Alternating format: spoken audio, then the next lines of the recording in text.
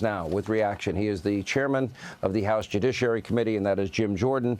Well, if you look at the New York Post and our friend Charlie Gasparino, he said that the banks confirmed that this debanking did take place because of pressure from the Biden administration, banking regulators, and the Fed. So it either happened or it didn't happen. Well, we know it's happened, Sean, because we've seen it before.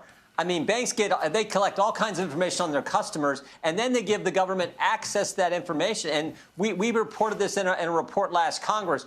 After January 6, 2021, the FBI sends an email to Bank of America, says, we want all the credit card information, debit card purchases, credit card purchases of anyone who was in the Washington, D.C. area on January 5th, 6th, or 7th. And they asked for that information without a warrant, which is not how it's supposed to be. So we know what the government does, and then they collect all this information from the banks, and we found in our investigation that 14,000 government employees back in the Biden administration searched that database 3 million times.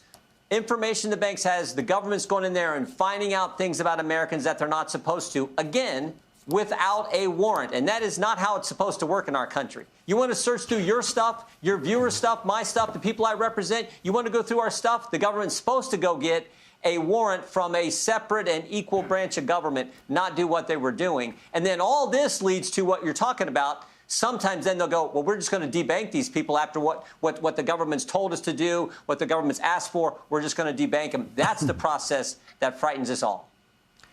How do we prevent this from happening? And, for example, you know, an institution like the IRS, as powerful as they are, how do we prevent them from not targeting conservatives? You remember back in the day, we dealt with that issue and conservatives. Yeah, it all starts with leadership. You got to have the right guy in the White House and a guy who understands, like President Trump. I mean, look at what he's done. He told businesses, he says, you need to start investing in America, and it's happening. We heard it today from Tim Cook and Apple. Then he said to universities, hey, knock off the nonsense, all the woke stuff, all the anti-Semitic baloney. That's changing. Now he's telling banks, you need to knock it off, too. You can't just use, for political reasons, get rid of customers. You can't just turn information over to the government when they ask for it without a warrant. You can't do that. So it's all about leadership, and we have that kind of leadership now in the White House, and maybe just as importantly, at the Department of Justice with Pam Bodney, Todd Blanche, and Kash Patel. Do you believe there, with this grand jury, and I only got about 20 seconds, do you believe with this grand jury there will be indictments?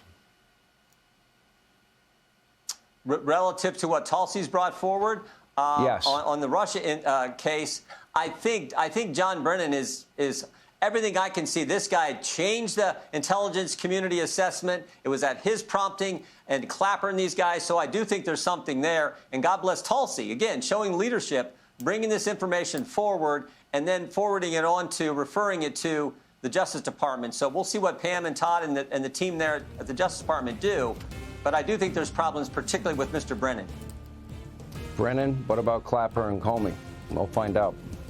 Jim Jordan, thank you. Yeah, yep, you bet, Sean. Thanks. Yeah. Hey, Sean Hannity here. Hey, click here to subscribe to Fox News YouTube page and catch our hottest interviews and most compelling analysis. You will not get it anywhere else.